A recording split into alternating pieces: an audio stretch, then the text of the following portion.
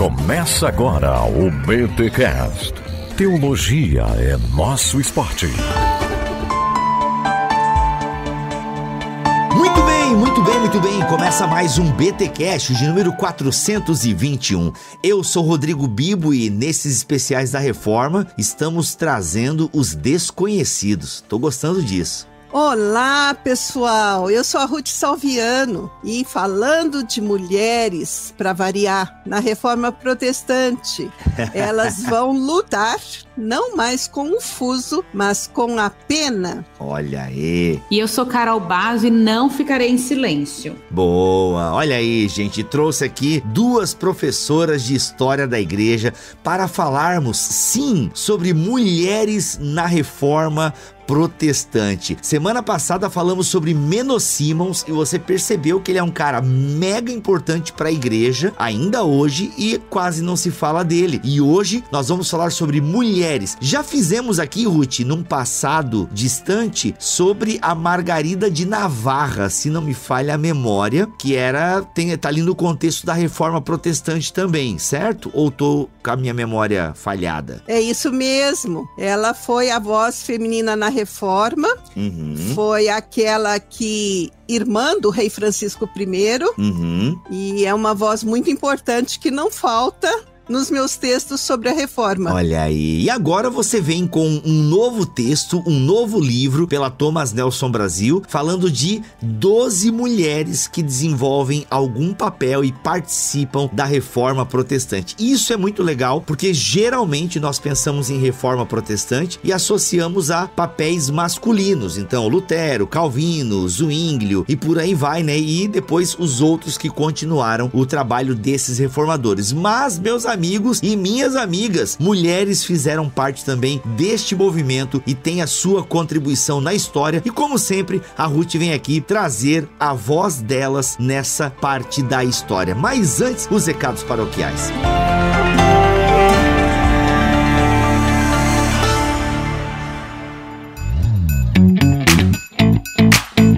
Em mais uma semana estou eu aqui entregando os recados paroquiais para você. E olha só, lembra que semana passada eu falei para você fazer a pré-compra do livro Nova Mentalidade, conversa em torno da carta de Paulo aos Filipenses, o novo livro da família Bibotalk. Eu já falei de todas as qualidades do livro, você pode fazer sua pré-compra lá na Amazon. Mas olha só, você que está em São Paulo ou que você tem a possibilidade de vir a São Paulo, você tem a possibilidade de participar do lançamento ao vivo deste livro, lá na sede da Assembleia de Deus em Guarulhos, no Ministério Madureira, no dia 5 de dezembro, às 10 horas da manhã. Olha só o que vai rolar lá, vai ter o Bibotalk Show com o Rodrigo Bibo, o vulgo chefinho daqui, o pastor Cacau Marques e o Paulo Uom. É isso mesmo, você vai ter os três participando do lançamento do livro lá na Assembleia de Deus de Guarulhos, do Ministério Madureira. Marca aí, 5 de dezembro, às 10 da manhã. E olha só, se você está interessado, se você quer fazer isso, tem o link para a inscrição aí na descrição deste BTcast, o BTcast 421. Acessa aí, entra aí no nosso site, vai lá, clica, faz a sua inscrição. E você sabe que não tem espaço para todo mundo, né? Então, olha só, se eu fosse você, eu abriria logo, aí no seu celular mesmo, ou no computador, abriria já o link aqui para fazer a inscrição deste lançamento. Então anota aí na sua agenda, 5 de dezembro, 10 da manhã. Esperamos você lá na Assembleia de Deus em Guarulhos, no Ministério Madureira. E outro recado que eu quero trazer aqui é que caso você não seja ainda o mantenedor do Ministério Bibotalk, eu o incentivo a fazê-lo. É graças aos mantenedores que a gente consegue continuar fazendo trabalho sério teológico na internet. Então cogite ser um mantenedor aqui do Bibotalk. É só você enviar um e-mail para mantenedores@bibotalk.com e você vai saber todas as informações. Pode mandar lá um e-mail, a Camila vai te responder, ela vai te explicar como é que funciona e você também vai poder participar desse ministério. Tem o grupo do Telegram para você poder interagir com outros ouvintes e conversar e falar sobre os episódios, falar de outras coisas teológicas. É muito legal, as pessoas sempre interagem lá dentro. Mas caso você seja uma daquelas pessoas que não quer muito mais um grupo para poder interagir, tem também a lista de transmissão. Então você vai receber as atualizações sobre o Ministério Bibotalk através dessa lista de transmissão lá no Telegram e é silenciosa. Ninguém vai interagir com você. Enfim, fica à vontade aí a partir da sua personalidade, a partir daquilo que você quer. E é isso, agora vamos ouvir este BTcast que está, sensacional.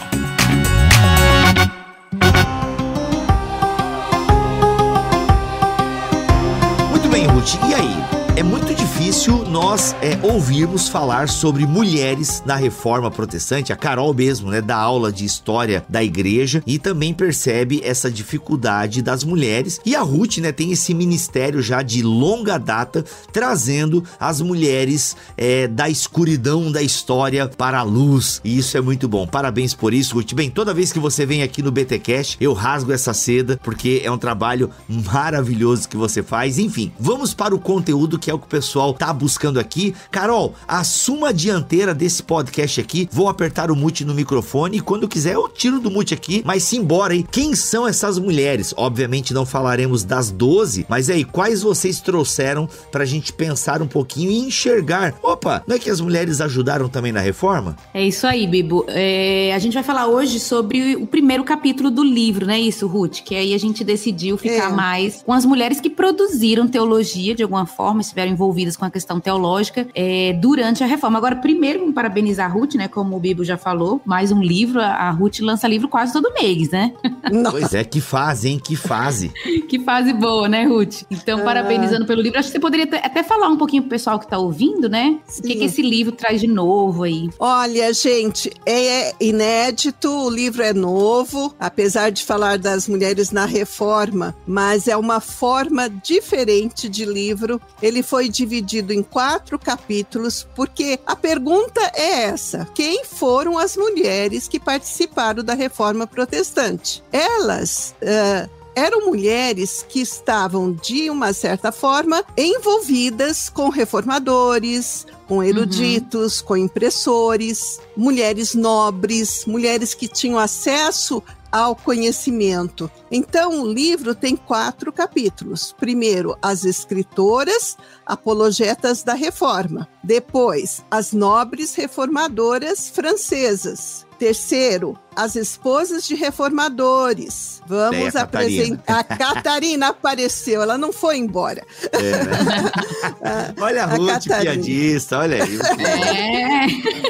Então, nós temos 2 Catarinas, uma que talvez vocês não conheçam, porque quando eu falei um pouquinho sobre ela, eu nem a coloquei como esposa de reformador, mas ela foi. Catarina Zell, de Estrasburgo, e Catarina Vombora, famosa esposa de Lutero, e dessa vez trazendo também a esposa de Calvino, a Idelete de Biri. Legal. Então, e terminando com algo assim que até para mim foi inédito, a descoberta das mártires da Reforma.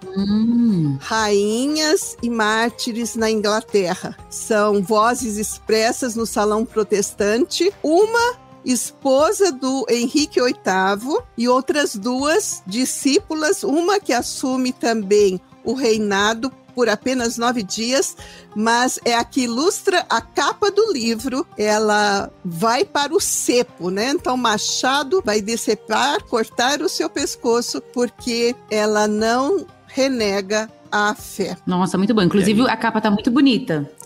Tá de parabéns aí da God Books e a Thomas Nelson, né? Muito bom. A Thomas Nelson não brinca em serviço, tá, gente? A verdade é essa. Parabéns, Ruth. Legal. E é legal, Ruth, também, assim, deixar bem claro que esse é um livro inédito seu, né? A Ruth já teve livros lançados por outras editoras e tal, e alguns deles estão sendo relançados por outra editora. Esse não. Esse Reformadoras é um conteúdo novo de Ruth Salviano, então presta atenção. Você não tem esse livro. Eu já comprei em 2012. Não, você não tem esse livro da Ruth ainda.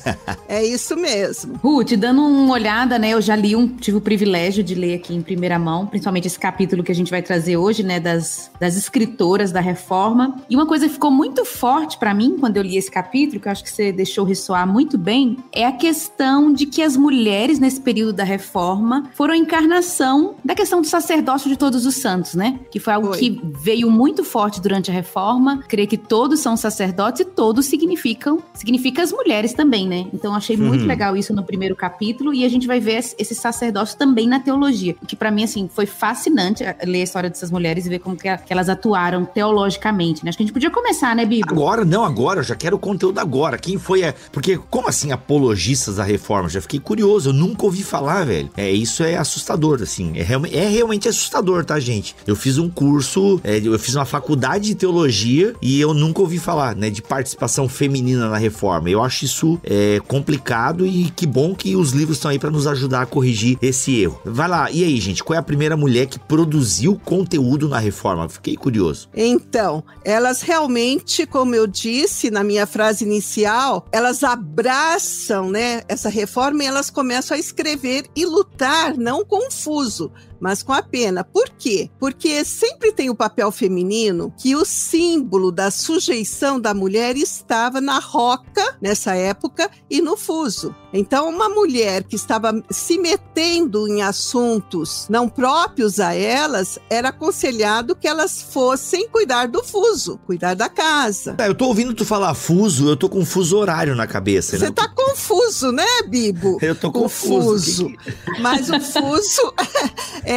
sabe aquela roca de fiar, né? Que tem as imagens tecido, antigas, né? As imagens antigas, medievais, modernas, sempre a mulher ali naquela roca, naquela roda, que ela tá ali fiando, e elas produziam suas roupas, suas vestes, né? Então elas começam a lutar, porque não todas as mulheres têm esse dom, né, de fiadeira. E é tão engraçado quando começa a se colocar a salvação da mulher, quando ela está cumprindo o papel de esposa e de mãe. E aí aquela frase, então mande as aranhas para o céu, porque as aranhas que fiam bem, né? Então manda as aranhas para lá. Então é interessante isso, porque a gente tem aqui o contraste do homens que defendem as mulheres, o conhecimento das mulheres, como Erasmo de Roterdã. Ele defendia que a mulher devia se instruir e devia não somente trabalhar na seda, tapeçaria, mas estudar, porque o estudo incentiva toda a alma. E temos também o Ângelo Poliziano, um dos gigantes da literatura do século XV, que ele elogia uma veneziana, que é a única donzela que ele conhece, que em vez de pegar a lã, pega o livro. Em vez de pegar o rouge para se maquiar, pega uma pena. Em vez de bordar, ela escreve. Em vez de empoar a face, ela cobre papel com tinta. Então são essas mulheres que levantam as mentes acima de suas rocas e fusos e vão se aplicar à ciência e ao estudo. Olha aí, muito bom. Então vamos para Árgula, Ruth, o nome? Árgula. Quem já ouviu falar de Árgula von Grumbach? Árgula era uma bávara da Baviera, é uma região perto da Alemanha. Se é perto da Alemanha, então o sobrenome dela é Grumbach. Grumbach. Isso, fala bonitinho aí, Bibo. É que a gente é do movimento do Ariano Suassuna, a gente fala brasileirado, né, Ruth? Não, mas eu também, gente, pelo amor de Deus. É tudo aportuguesado aqui, viu? É porque como eu estudei numa faculdade luterana, então eu tinha um professor chamado Schwambach, e a terminação é igualzinho da Árgula, entendeu? Olha aí, viu? A Árgula von Grumbach é interessante como essa Árgula, ela foi valente. Olha a historinha dela, que coisa interessante. Ela é uma menina educada num lar de nobreza, mas não alta, uma nobreza média. Ela ganha uma Bíblia do pai dela. Antes da Bíblia traduzida por Lutero. Uma Bíblia num dialeto alemão, mas não era a Bíblia de Lutero. E os confessores, os sacerdotes falam para ela, falam para os pais, não, ela não deve ler isso. Não era bom que as mulheres estivessem lendo Bíblia, ainda mais uma criança. Então ela não lê, mas quando ela começa a ler, ela não para mais. E ela é chamada a Bíblia ambulante da Alemanha. Caraca. Legal. Ela começa, nos escritos dela, ela foi, gente, a best-seller da Reforma. Ela escreve cartas que viram panfletos. E como que era divulgado nessa época? Tinha correio, vinha o livro, você pedia? Não. Aqueles panfletos eram lidos nos mercados públicos. Então a gente não tem ideia do alcance, até onde atingia a mensagem dela, né? Então é bem interessante isso. E a Árgula, ela vai se interessando pela doutrina da Reforma, vai abraçando a doutrina, como a Carol falou, o sacerdócio universal de todos os crentes. Parece que é o que mais empolga as mulheres, porque elas vão direto a Deus, elas parecem que estão mais libertas, elas se sentem muito bem com essa salvação pela fé, pela graça. É muito lindo a atração que a Reforma exerce nessas mulheres, né? E aí, Ruth, eu ia te perguntar, porque ela defende, achei tão interessante, você colocou no livro, uma característica dela e do trabalho dela, ela defende um professor, né, que é preso por defender as ideias da Reforma, e aí ela escreve uma carta pública, né, para a universidade, defendendo Lutero, Melanchthon. Acho super interessante. Ela entrou na briga da época mesmo, né? Ela comprou a briga. Ela diz assim, eu esperei. Eu sei que a mulher tem que ficar calada. E eu esperei, mas ninguém se manifestou. Então eu falo, né? Então eu acho muito interessante isso, porque tinha a universidade, né, que expulsa esse professor só porque ele está transmitindo as ideias de Lutero, as ideias da Reforma, e aí ela não se conforma, ela acha uma injustiça. Como assim? Né? Como assim ele vai ser expulso? É a Universidade de Ingolstadt. Deve ser assim na pronúncia do Bibo, Ingolstadt.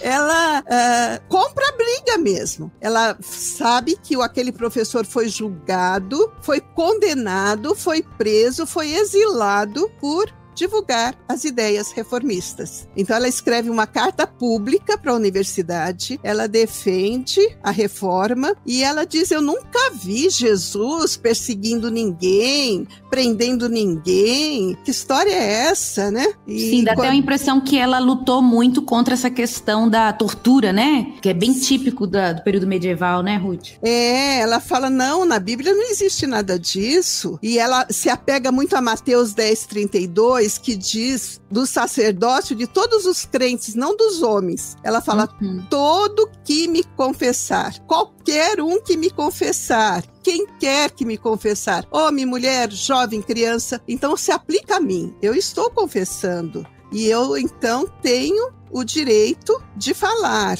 Ô Ruth, eu tô percebendo aqui, desculpa te interromper, a Ruth acaba de falar, eu tenho o direito de falar e eu interrompo ela. ai, essa foi ruim. Não, mas é que eu quero só situar, a gente tá falando aqui de Lutero, Melanchthon e tal, mas eu tô vendo aqui no teu livro que ela tá atuando bem no início da Reforma mesmo. Então assim, 1523, por exemplo, essa situação aí é em 1523, então a parada tá acontecendo ainda. É na onda da Reforma mesmo. Justamente, até tem um trecho que você coloca aqui. Tal fato era inédito, uma mulher se intrometendo na política e na religião, e ela estava bem ciente disso, informando que reprimira suas inclinações e, mesmo com o coração pesado, nada fizera, porque Paulo escreve que as mulheres devem guardar silêncio e não falar na igreja. Mas como nenhum homem se manifestou, sentiu-se constrangida. Olha aí. E ela aproveita, ela escreve, ela quer, é interessante, ela fala, eu vou até a Alemanha, eu vou debater com vocês. E vocês não precisam usar a Bíblia de Lutero. Usa a que vocês têm aí. É uma confiança tão grande no conhecimento dela. Ela cita mais de 80 textos bíblicos naquela carta. E essa carta é divulgada e vira, como eu falei, best-seller. Dezenas de milhares de cópias das cartas circulando, né? Então nós temos aí a carta dela que não é respondida. Eles não se dignam sequer a responder. A única pessoa que responde, eu acho tão interessante, é um estudante. A gente pensa no seminarista, Bibo. Sabe, o seminarista que chega e começa a aprender um pouquinho, já acha que sabe tudo, né? Ah, total. Essa estupidez aí faz parte do coração do seminarista. E esse seminarista, ninguém responde. Ela vai publicando os panfletos que ela quer que todos saibam das verdades bíblicas, e o estudante vai responder a ela. Mas ela fica brava porque ela diz assim para você: como assim? Você é o mestre das letras e a única coisa que você fala para eu fazer é obedecer ao meu homem, é cuidar dos meus serviços de casa, como se eu não soubesse fazer isso. Nossa, que atual. É, muito atual. Aí ela diz: ele me diz para cuidar do meu fuso. Obedecer ao meu homem, de fato, é apropriado. Mas se o meu homem, ela quer dizer, se o esposo dela a afastar da palavra de Deus, em Mateus 10 é declarado: casa e filhos devemos abandonar e somente a Deus honrar. Nossa, muito bom. Gostei demais dessa parte dela aí.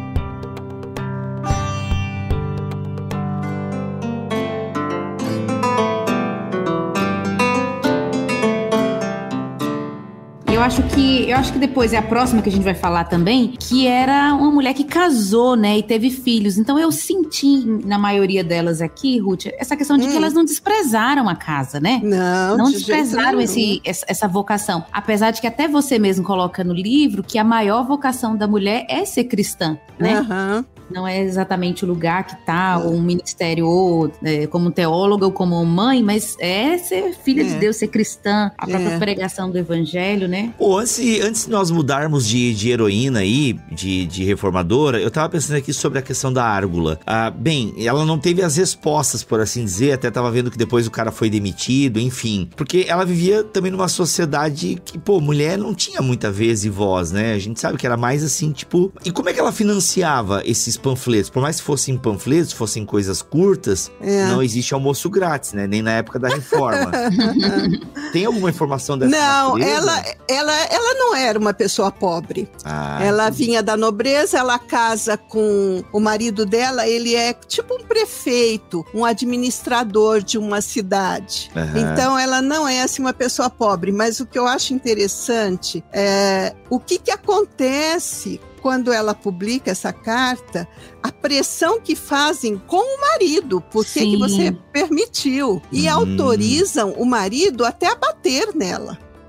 Porque ela vamos dizer assim, ousou escrever, isso ficou mal para ele, né, afastado do cargo dele, a família toda sofre, os filhos, né, por conta de escola, eles sofrem toda uma repressão. E o pior que eu achei assim foi os sermões públicos que os sacerdotes faziam e diziam, e a chamavam de todos os nomes, de prostituta, de meretriz, e a xingavam mesmo. Teve um desses panfletos lá em Munique, que ela coloca embaixo, isso tá no apêndice, ela coloca Árgula von Grumbach, Árgula, nascida von Stoff.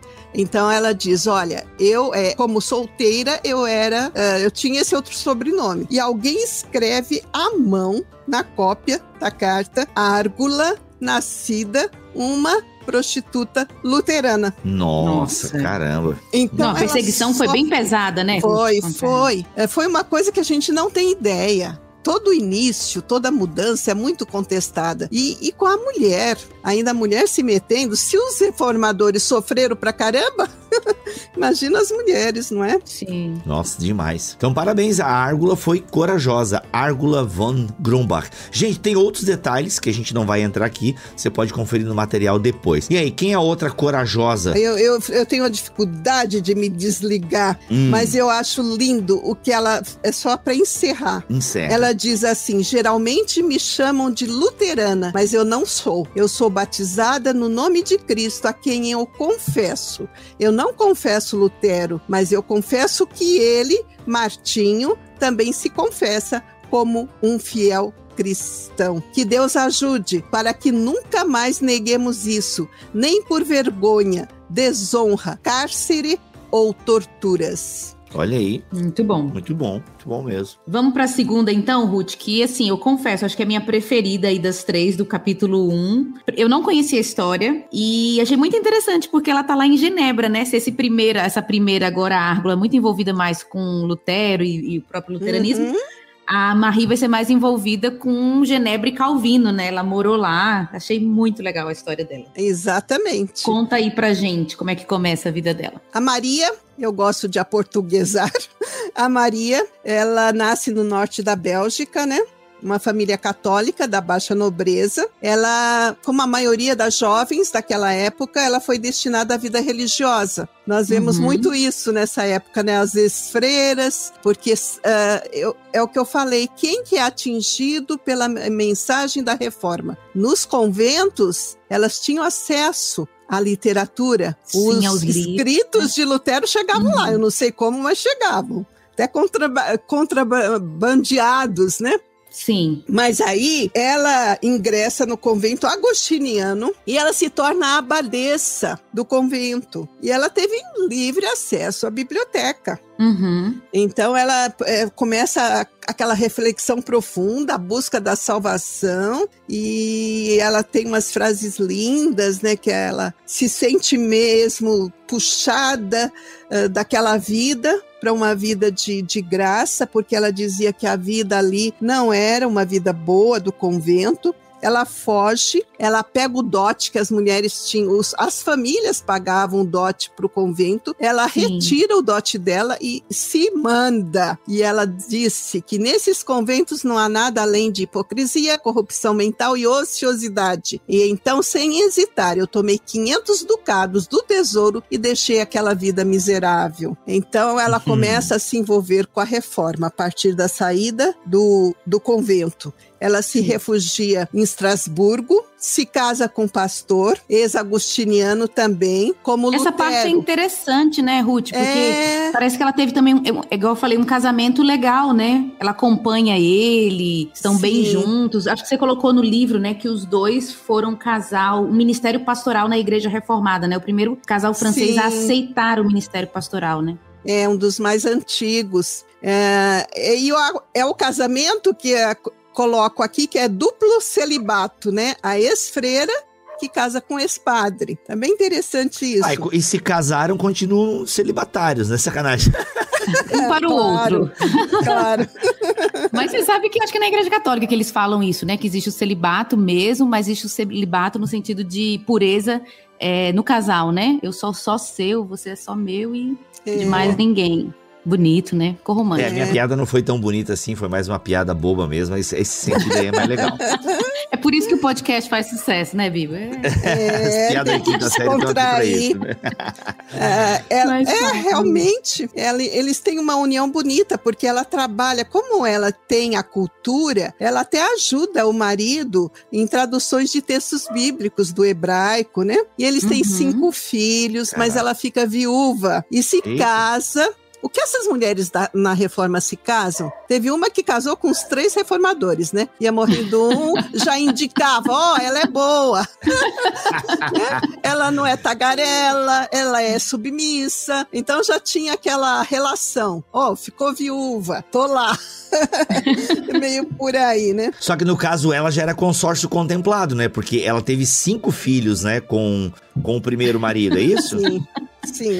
Consórcio contemplado. Leva mais o 5 juntos. O cara pega, né? Vem ela e mais os 5 filhos. Já é consórcio contemplado. Olha aí, ó, que da hora, mano. Mas essa galera tudo que não casava, de repente agora pode casar, mano, é isso aí. Pega a viúva com 5 filhos mesmo e se embora, fazer mais 5. Mas é isso mesmo. É isso mesmo. Porque o que acontece? Quem seriam as, vamos dizer assim, entre parênteses, as doidas que iam casar com reformadores perseguidos? É verdade. Caramba. Né? É verdade. Só ex-monjas. É verdade.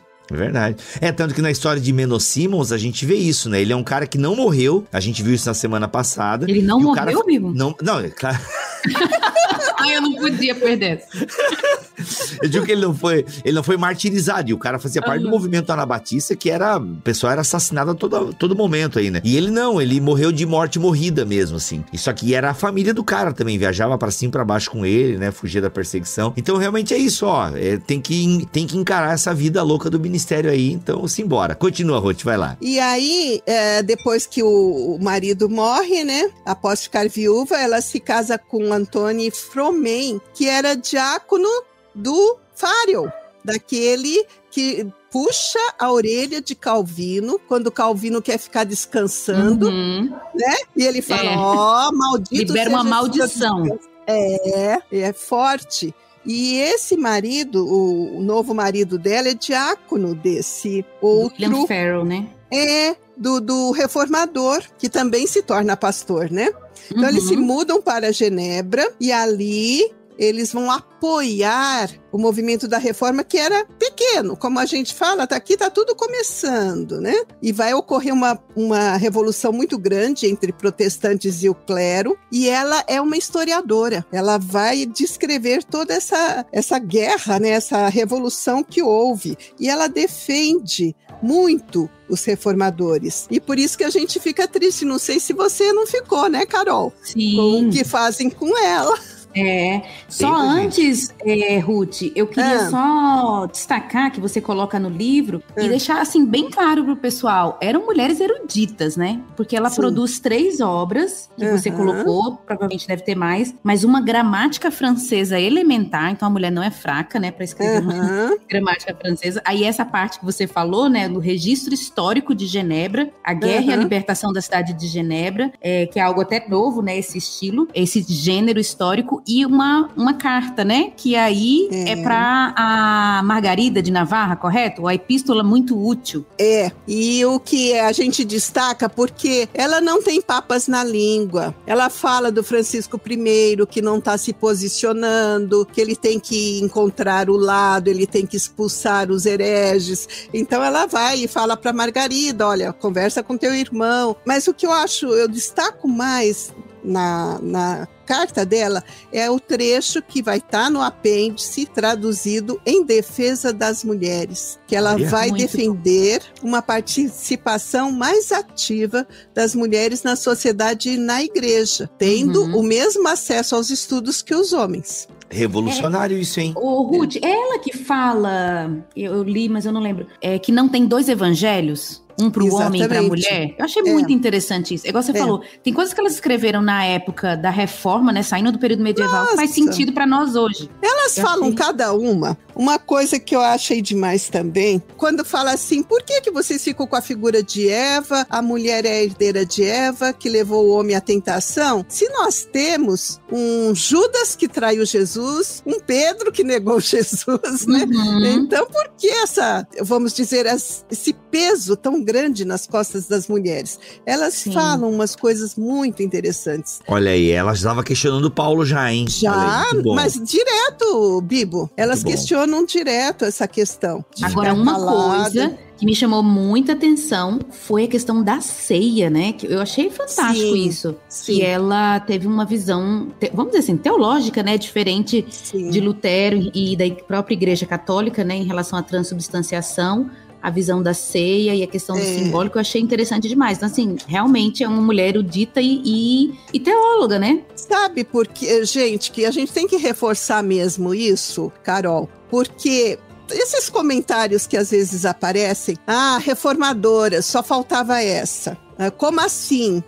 Mas quando você pega, estuda, vai lá, procura conhecer, pesquisa, quando ela fala, enquanto tá o Lutero com Zwinglio debatendo a questão da ceia, se esse é o meu corpo, se é em memória, se é literal, se transforma, se é transubstanciação, consubstanciação, elas já estão tão seguras, né? A Maria vai dizer o seguinte: você não deve pensar que essas palavras santas e puras que Cristo falou, este é o meu corpo que é dado a você, fazer isso em memória de mim, cria qualquer coisa além de pão que tomamos em memória da morte de Jesus. Sim. Então ela não tem dúvida. Ela não entra, porque parece que fica até mais fácil de entender quando você não quer entrar muito na exegese e em tanta coisa. É verdade, é verdade. Muito simples, né? Muito bom. Agora fala, que eu te interrompi, né? Acho que você ia falar sobre o que aconteceu com ela no final, porque a Árgula foi muito perseguida, né? E agora só que a Maria está em Genebra. Porque o que acontece com ela? Quando ela escreve a carta para a rainha Margarida de Navarra e defende as mulheres, ela tem uma rejeição não somente do clero, mas dos próprios protestantes. Olha aí. Dos próprios calvinistas. Então ela está sendo desprezada pelos dois lados. E eles vão dar também um exílio para ela tem que sair da cidade.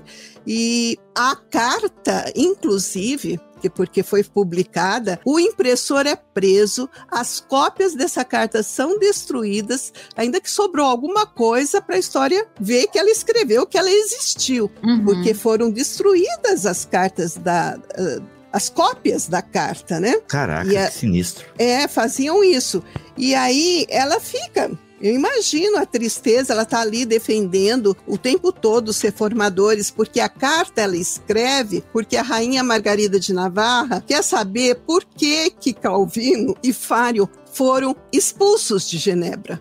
E tem uma época aí, né, a história nós não vamos entrar nisso, mas eles são expulsos. E a Margarida de Navarra vai perguntar. E ela responde assim com uma firmeza, que são caluniadores, adversários da verdade, né? Mas ela se posiciona a favor dos reformadores. E os próprios reformadores a transformam na primeira vítima de censura por parte do protestantismo, imitando a postura historicamente mantida pelo catolicismo romano ao longo de sua existência. Eu digo que ela não se cala, mesmo assim irrita os reformadores. Eles vão considerá-la uma má conselheira para o marido. O marido é chamado joio no meio do trigo, e ele era um pastor consagrado que estava ali ajudando, e ele é transferido de cidade. Mas ela tem um prêmio de consolação no final da vida dela, quase morrendo. Volta para Genebra e Calvino pede que ela prefacie o seu sermão sobre o devido vestuário da mulher cristã, que foi o último texto que ela escreveu em 1561. É o prêmio de consolação para ela. Mas outro prêmio muito melhor foi a história ter reconhecido. Em 2002, o nome de Maria Dentieri foi gravado no Muro dos Reformadores, lá na cidade de Genebra. Tá certo. É verdade. Tem aquelas estátuas maravilhosas de Calvino, de Zwinglio, de Knox, tal, mas o dela é só o nome gravado em uma pedra, mas ela foi considerada uma teóloga. Ela foi considerada uma reformadora lá em Genebra. Sim, 2002. Muito bom.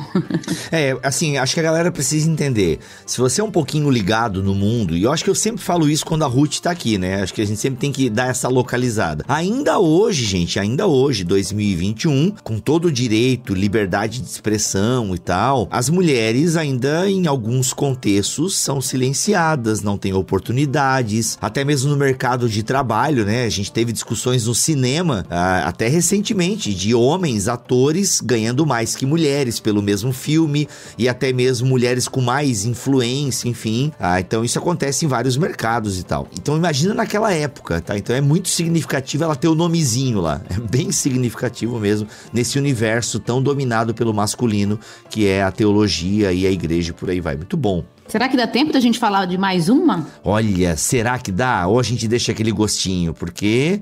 Não sei, vocês que mandam esse podcast de vocês, que vocês querem. Acho que em mais 15 minutos. A gente tá dando uma média de 15 minutos cada uma. Simbora. Vamos lá, vamos matar essa primeira parte aí. Vamos lá, simbora.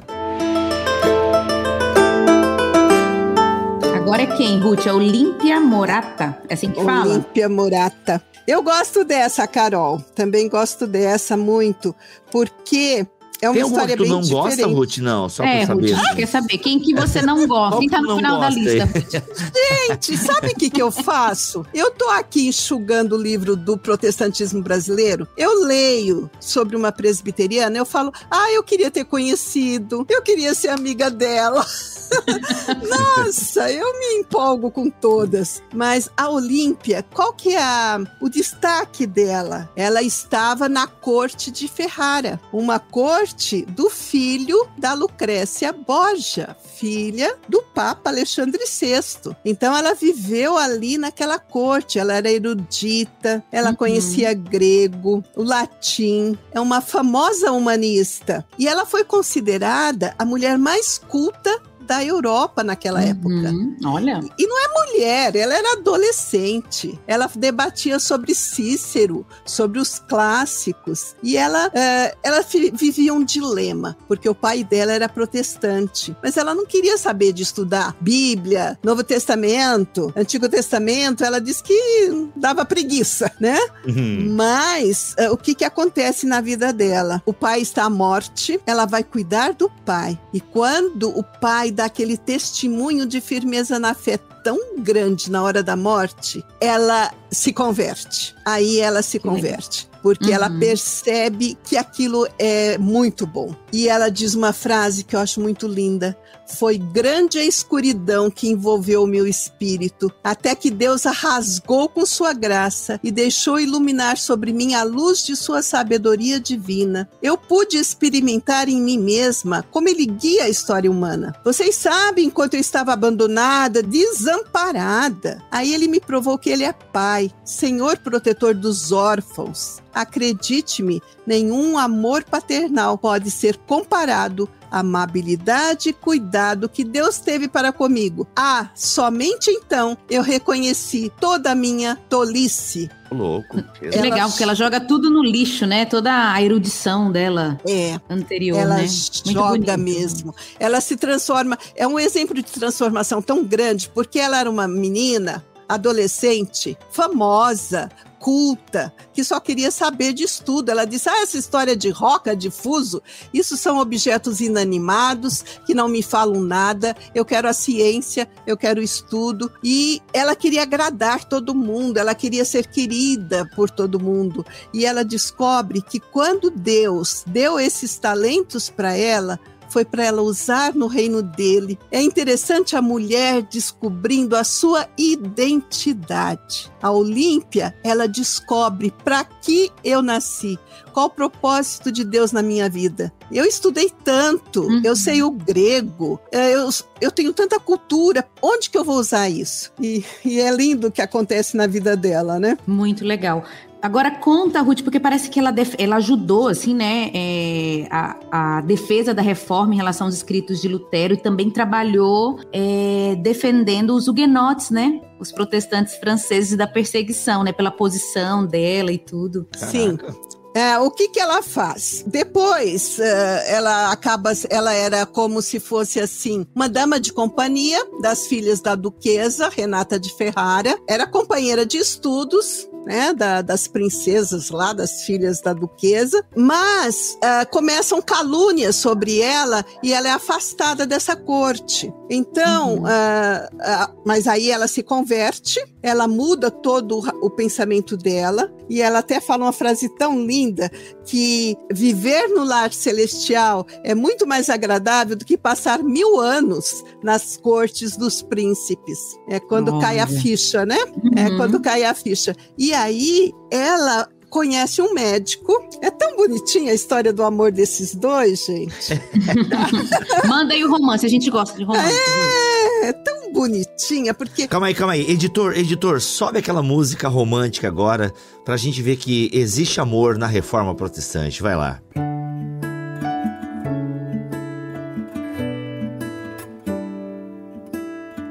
existe amor.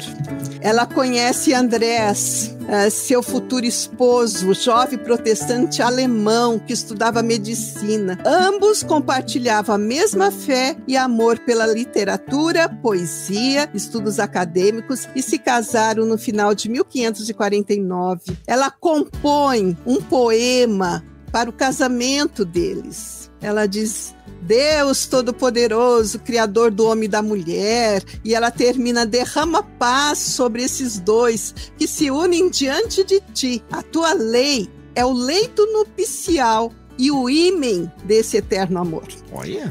Ela era muito boa.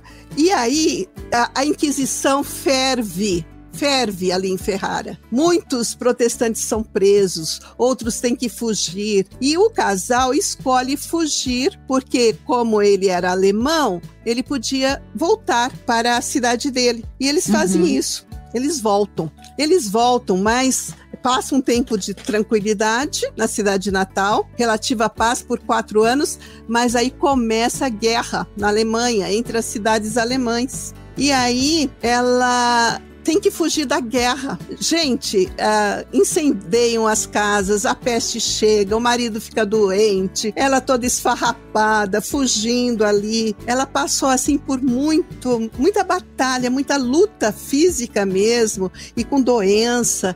Pegou uma febre que ela não se livrava da febre. Eu até usei, quando eu escrevi um artigo sobre a pandemia, eu usei a Olímpia, porque o que ela coloca, parece que ela está na pandemia. Ela fala: o meu corpo todo dói, eu não consigo respirar direito. Nossa. Eu perdi todas as forças. Olha o que ela fala: não sinto gosto pela comida. Nossa, era Covid.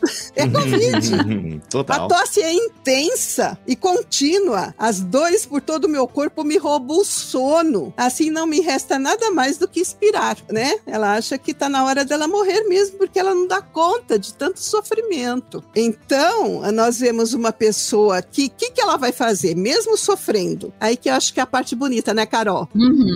Porque ela não tá ali concentrada no sofrimento dela. Gente, o número de mulheres que eu já pesquisei e que passam por dores quase constantes e estão fazendo o trabalho de Deus até o fim da vida delas é imenso, sofrendo dores literais, dores físicas. E ela, enquanto ela está sofrendo aquela dor, ela está escrevendo cartas para os parentes na Itália. Ela pede texto para Lutero, os textos de Lutero, dos reformadores que ela tem contato. Ela traduz para o italiano e manda para a Itália. Então ela está lá trabalhando e está compondo. Ela faz um saltério. Era isso que eu ia pedir para você falar, que eu achei muito bonito. É lindo.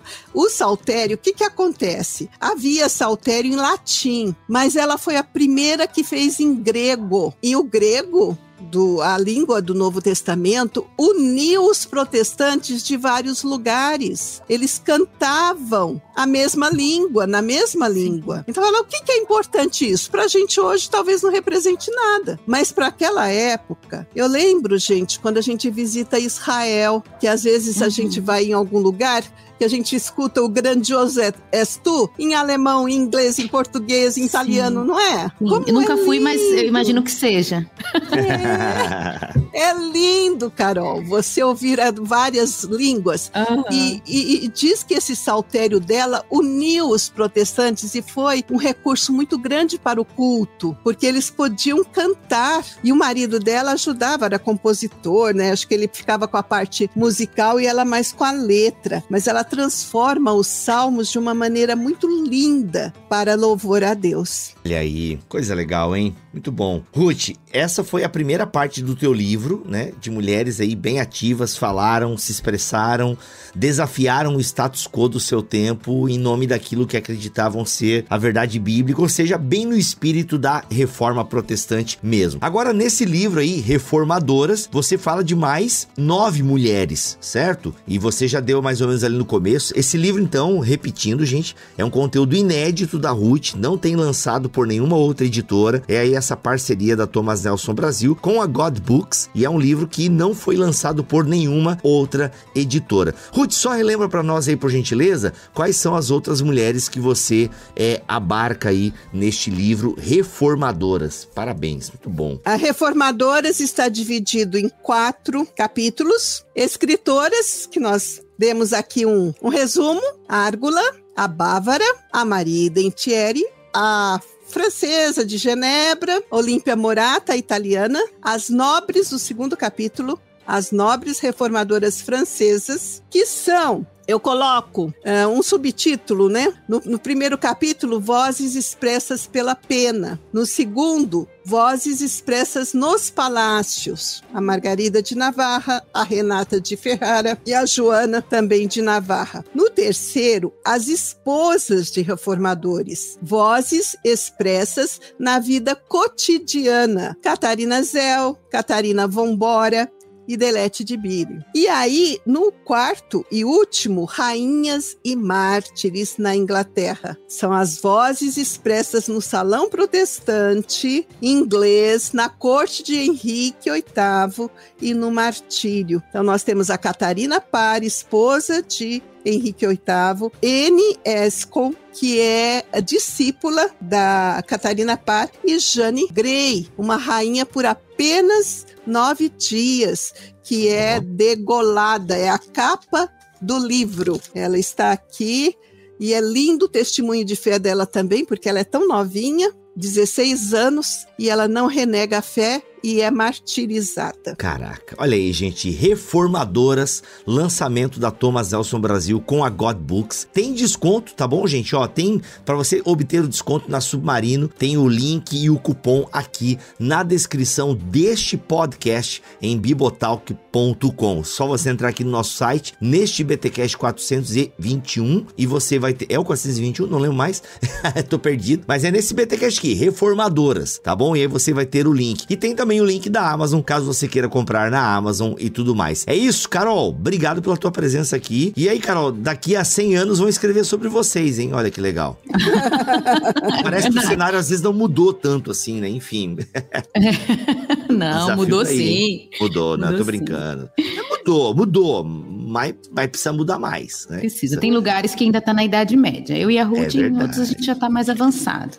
É verdade, é verdade. Muito obrigado pela tua presença aqui, Carol. E Ruth, parabéns mais uma vez e sempre bom te receber aqui no BTcast. Obrigada. Posso deixar um recadinho finalzinho? Claro, todo seu. Manda bala. Para todas as mulheres de hoje, que eu quero que a memória vá passando, como Cristo disse, que para a memória dela essa história seja contada, que nós, mulheres cristãs, auxiliadas pelo Espírito Santo de Deus, deixemos nosso legado de amor, de fé, de fidelidade a Deus, de compromisso com o Evangelho de Cristo. Nos alegremos a cada dia na certeza de que quando nossa jornada terrena terminar, nós vamos receber o bem-vindas do nosso Pai Celestial. Olha aí, muito bom, amém. É isso, gente, fico com essa mensagem aí. Voltamos na semana que vem, se Deus quiser assim permitir. Fiquem todos na paz do Senhor Jesus.